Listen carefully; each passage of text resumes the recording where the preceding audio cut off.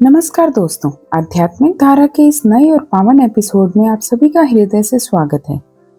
हिंदू नववर्ष की शुरुआत चैत्र मास से होती है और इस पवित्र महीने की समाप्ति होती है चैत्र पूर्णिमा के दिन। ये दिन केवल एक तिथि नहीं है, बल्कि आध्यात्मिकता, ऊर्जा और देव कृपा का एक दुर्लभ संगम है।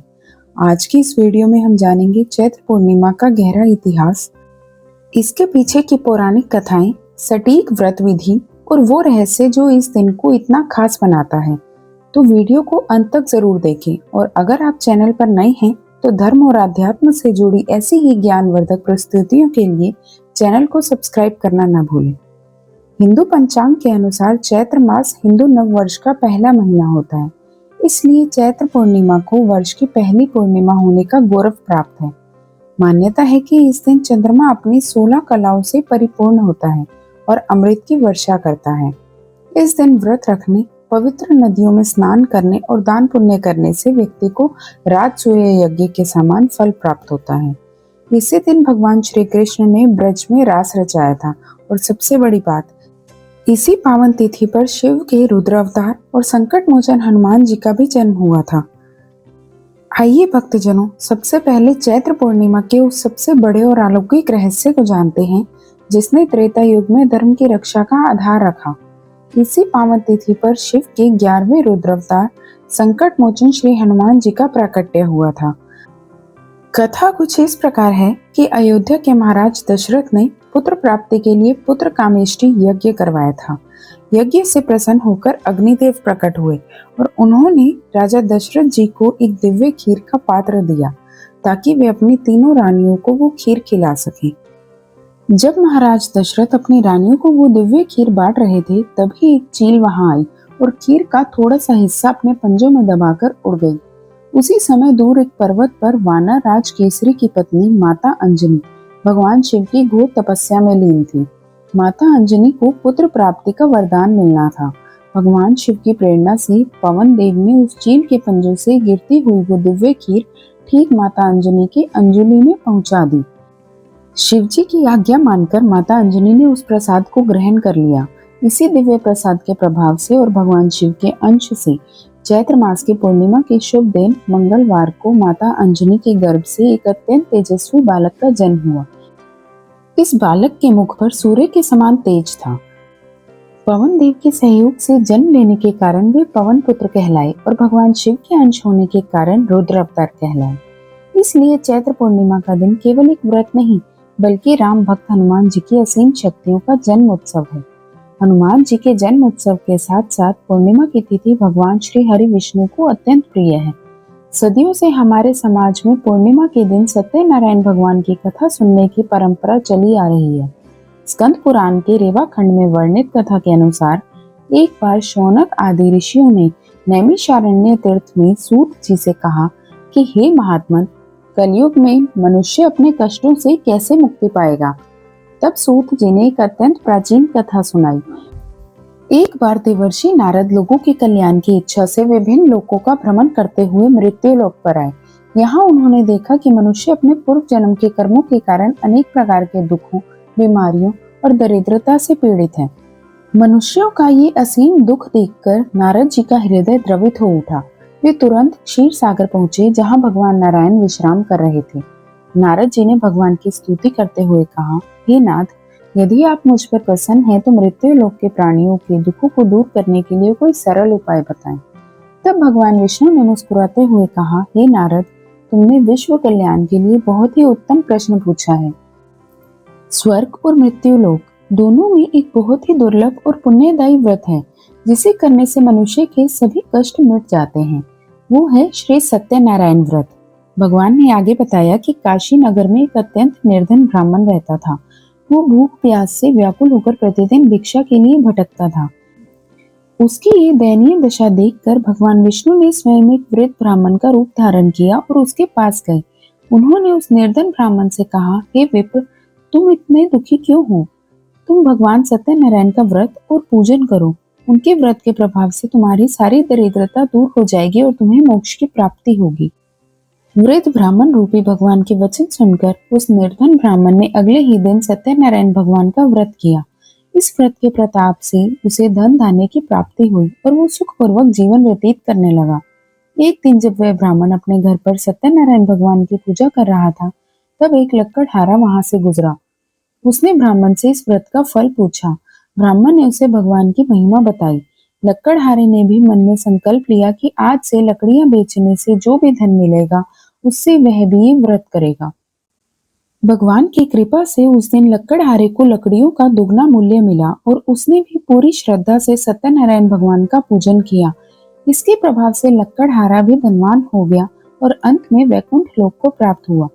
तो भक्तजनों, ये है भगवान सत्यनारायण के व्रत की महिमा। कलयुग में ये व्रत सभी मनोकामनाओं को पूर्ण करने वाला कल्प वृक्ष माना गया है। चैत्र पूर्णिमा के इस पावन अवसर पर जो भी व्यक्ति श्रद्धा पूर्वक इस कथा का श्रवण करता है, भगवान विष्णु और माता लक्ष्मी उसके घर में स्थायी रूप से निवास करते हैं। श्रोताओं, सूत जी ने शौनक आदि ऋषियों को कथा को आगे बढ़ाते हुए बताया कि प्राचीन काल में उल्कामुख नाम के एक अत्यंत ज्ञानी और सत्यवादी राजा थे। एक बार वे भद्रशिला नदी के तट पर अपनी पत्नी सहित श्री सत्यनारायण भगवान का व्रत कर रहे थे। उसी समय साधु नाम का एक धनवान व्यापारी व्यापार करने के लिए अपनी नाव लेकर वहां आया। राजा को भक्ति भाव से पूजा करते देख साधु वाणिये ने राजा से पूछा, हे राजन, आप ये कौन सा व्रत कर रहे हैं? राजा ने बताया कि ये संतान और सुख संपत्ति देने वाला श्री सत्यनारायण का व्रत है। राजा के वचन सुनकर साधु वाणिये ने भी संकल्प लिया कि जब उसके घर संतान होगी तब वह भी ये व्रत करेगा। घर पहुंचकर उसने अपनी पत्नी लीलावती को ये बात बताई। भगवान की कृपा से लीलावती ने एक सुंदर कन्या को जन्म दिया, जिसका नाम कलावती रखा गया। लीलावती ने अपने पति को व्रत की याद दिलाई, लेकिन धन के अहंकार और व्यापार के व्यस्तता में साधु ने कहा कि वह यह व्रत कन्या के विवाह पर करेगा। समय बीतता गया, कलावती बड़ी हुई और उसका विवाह कांचन नगर के एक सुयोग्य व्यापारी के साथ हो गया। लेकिन दुर्भाग्यवश विवाह के समय भी साधु वाणिया भगवान का व्रत करना भूल गया। भगवान सत्यनारायण उसके इस झूठे वादे से क्रोधित हो गए। भगवान के क्रोध का परिणाम ये हुआ कि जब साधु वाणिया अपने दामाद के साथ रत्नापुर नगर में व्यापार करने गया तो उन पर एक भयंकर विपत्ति आ गई। उसी नगर के राजा चंद्रकेतु के महल में चोरी हुई। चोर राजा का धन चुराकर भाग रहे थे, लेकिन सिपाहियों को पीछे आता देख वे सारा धन साधु वाणिये के डेरे के पास छोड़कर भाग गए। सिपाहियों ने धन के साथ साधु और उसके दामाद को पकड़ लिया और राजा के सामने पेश किया। राजा चंद्रकेतु ने बिना विचार किए दोनों को काल कोठरी में डाल दिया और उनका सारा धन जब्त कर लिया। उधर उनके घर पर भी भगवान के श्राप से चोरों ने उनका सारा धन लूट लिया। लीलावती और कलावती दाने दाने को मोहताज हो गई। एक दिन भूख से व्याकुल कलावती भटकते हुए एक ब्राह्मण के घर पहुंची, जहां सत्यनारायण भगवान की पूजा हो रही थी। उसने घर आकर अपनी माता को ये बात बताई। तब लीलावती ने भिक्षा मांगकर पूजा की सामग्री जुटाई और सच्चे मन से भगवान सत्यनारायण का व्रत किया और अपने पति व दामाद की रक्षा की प्रार्थना की। भगवान प्रसन्न हुए। उसी रात उन्होंने राजा चंद्रकेतु को स्वप्न में दर्शन दिए और कहा, हे राजन, जिन दो व्यापारियों को तुमने बंदी बनाया है वे निर्दोष हैं, उन्हें तुरंत छोड़ दो, अन्यथा मैं तुम्हारा सारा राज्य नष्ट कर दूंगा। अगले ही दिन राजा ने दोनों को आदर सहित रिहा किया और उनका दुगना धन लौटाकर उन्हें विदा किया। कथा के अंतिम और 5वें अध्याय में बताया गया है कि विपत्ति टलने के बाद भी साधु का अहंकार पूरी तरह नहीं गया था। जब वे नाव से लौट रहे थे तब भगवान सत्यनारायण ने एक दंडी स्वामी का रूप धारण किया और साधु से पूछा, तुम्हारी नाव में क्या है? अहंकार में आकर साधु ने झूठ बोल दिया कि मेरी नाव में तो केवल लत्ता पत्ते भरे हैं। सन्यासी ने कहा, तथास्तु, ऐसा ही हो। जब साधु ने नाव में देखा तो सारा धन पत्तों में बदल चुका था। वह फूट फूट कर रोने लगा। तब दामाद के समझाने पर वह सन्यासी के पास गया और क्षमा मांगी। भगवान ने उसकी भूल क्षमा कर दी और उसकी संपत्ति वापस कर दी। लेकिन विपत्तियों का अंत यही नहीं हुआ। जब नाव उनके नगर पहुंची तो लीलावती और कलावती घर पर भगवान की पूजा कर रही थी। पति के आने की खबर सुनकर लीलावती ने तो प्रसाद ग्रहण किया और मिलने दौड़ी, लेकिन कलावती अपने पति से मिलने की उत्सुकता में भगवान का प्रसाद बिना खाए ही भाग गई। प्रसाद के इस अपमान से भगवान रुष्ट हो गए और दामाद सहित वह नाव पानी में डूब गई। चारों ओर हाहाकार मच गया। तब आकाशवाणी हुई कि कन्या ने प्रसाद का अपमान किया है। कलावती रोती हुई वापस घर आई, भगवान से क्षमा मांगी और प्रसाद ग्रहण किया। इसके बाद दामाद और नाव दोनों सुरक्षित वापस आ गए।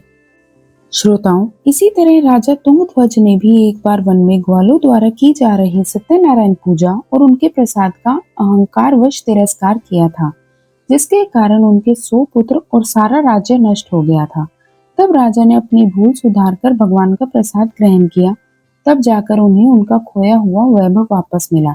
सूत जी कहते हैं कि चैत्र पूर्णिमा या किसी भी पूर्णिमा के दिन जो भी व्यक्ति बिना किसी अहंकार के पूर्ण श्रद्धा से श्री सत्यनारायण भगवान की इसी तरह पूरी कथा को सुनता है और प्रसाद ग्रहण करता है, उसके जीवन के सभी संकट दूर हो जाते हैं और अंत में वो वैकुंठ धाम को प्राप्त होता है। बोलिए सत्यनारायण भगवान की जय।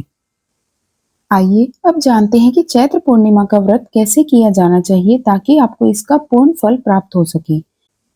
इस दिन सूर्योदय से पूर्व उठकर किसी पवित्र नदी में स्नान करने का बहुत महत्व है। यदि नदी तक जाना संभव ना हो तो घर पर ही नहाने के पानी में थोड़ा सा गंगा जल मिलाकर स्नान करें और मन में हर हर गंगे का स्मरण करें।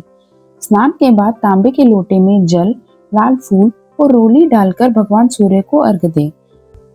इसके बाद अपने घर के मंदिर की सफाई करें। एक लकड़ी की चौकी पर पीला वस्त्र बिछाकर भगवान विष्णु और माता लक्ष्मी की प्रतिमा या चित्र स्थापित करें। दाहिने हाथ में जल और अक्षत लेकर व्रत का संकल्प लें। भगवान को पंचामृत से स्नान कराएं। उन्हें पीले पुष्प, पीला चंदन और तुलसी दल अर्पित करें। ध्यान रहे, भगवान विष्णु की पूजा तुलसी के बिना अधूरी मानी जाती है। इसके बाद श्री सत्यनारायण भगवान की कथा पढ़ें या सुनें।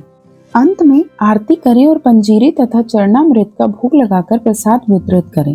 पूर्णिमा का व्रत चंद्रमा को अर्घ्य दिए बिना अधूरा माना जाता है। रात के समय जब चंद्रोदय हो जाए तब एक लोटे में कच्चा दूध, जल, चीनी और सफेद फूल डालकर चंद्रदेव को अर्घ्य दें।